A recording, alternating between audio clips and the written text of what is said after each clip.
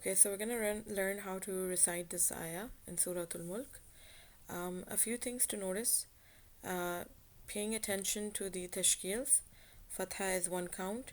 Fatha joined with this small alif becomes two counts.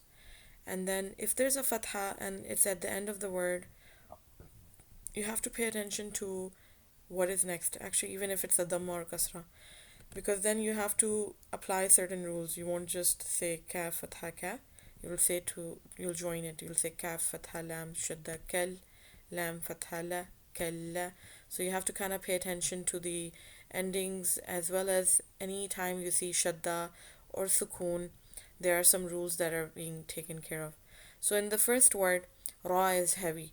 So we'll say tabarakal, tabarakal, ra.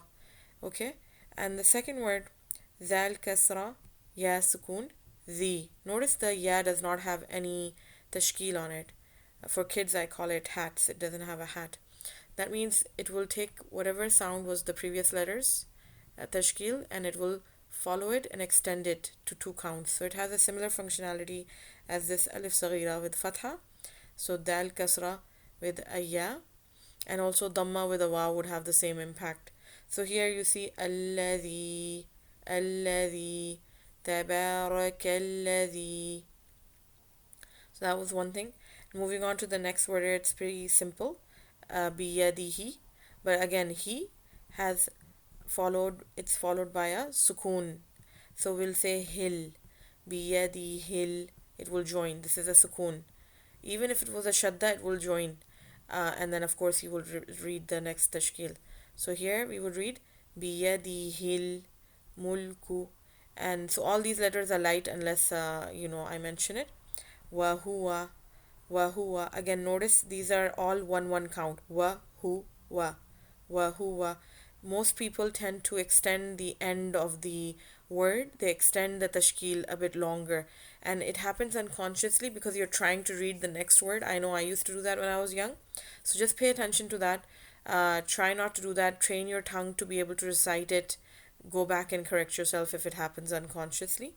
So it will be wahuwa, and then again alif saghira is here at ala, so we will make it two counts. Ala, wahuwa ala, kulli, kulli.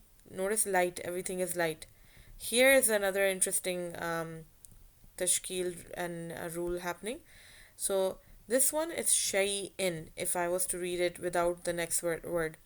But notice how the kasratain, they are shifted. They're not aligned. They're not like aligned like in together. They're kind of shifted. The top one is more to the right and the bottom is more to the left.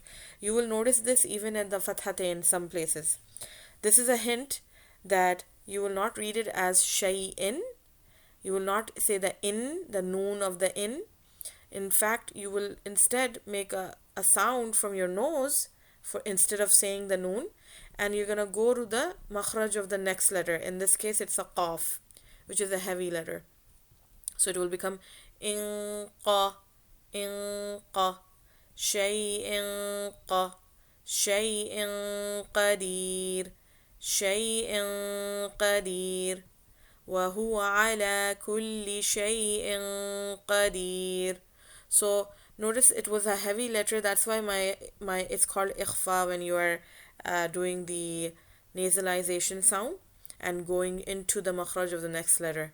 So basically, it's a hint in the way they wrote it for us in the Quran Mus'haf text that you will be applying some tajweed rules here.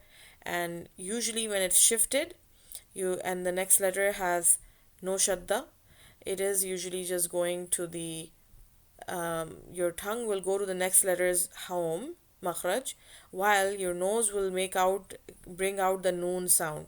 So that's what's happening. So if you notice other places also in the Quran, we will apply similar rules, and I will mention it again. Jazakallah khair.